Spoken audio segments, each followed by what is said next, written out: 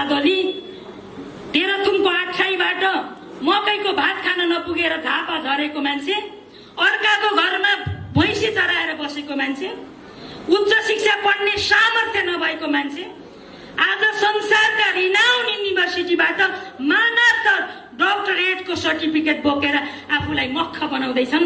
ठ्याक्कै यो निकोलाई चाउस्की जस्तै पात्रसँग मिल्छ।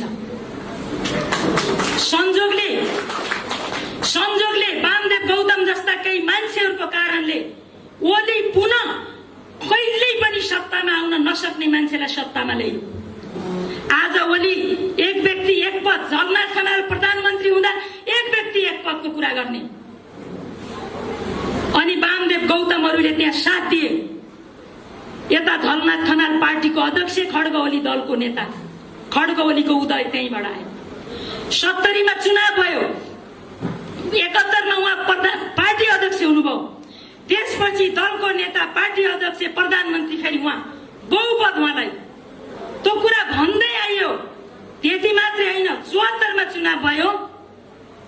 त्यो चुनावपछि पनि उहाँका छोरा चाकर सबै इन्चार्ज, मुख्यमन्त्री सबै नै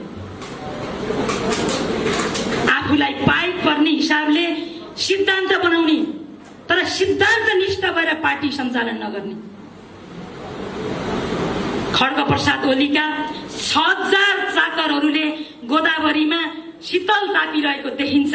एकजना मालिक छ, बादशाहको आफूलाई अभ्यास गर्छ, तर त च्युत भएर बालुवाटारबाट बालकोटको बारदलीमा पुगिसकेको छ। त्यहाँ खाँबो चिथरेर नङ्ग्रै भाँचिसकेको छ। अनि त्यहाँ ठुल्ठुला अग्ला प्रतिमा बनाएर, कागजका पुतला बनाएर त्यहाँ यसो सरगर्मी बढाइएको छ। 6000 चाकरहरूले स्तुति गान गएका छन्।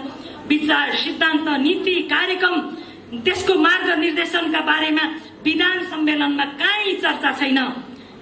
चाकरहरूले ताली बजाएका छन्। मालिकको फोटो मार्क्समा, बोतलमा, टोयलेट पेपरमा यत्र तत्र सहरभरि छापिएको छ।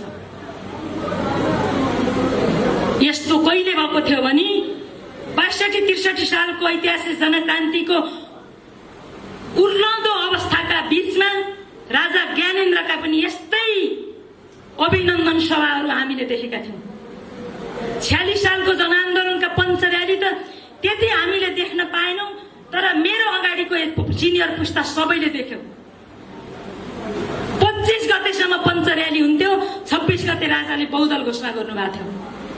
त्यसकारण खड्ग प्रसादको यी कुराहरू पनि ओइले दलाल पुँजीपतिसँग र राज्यको दोहन गरेको पैसा रोन्जेल चाकरहरूले त्यसको लोभमा ताली बजाउन्जेलसम्मको त्यो रोनको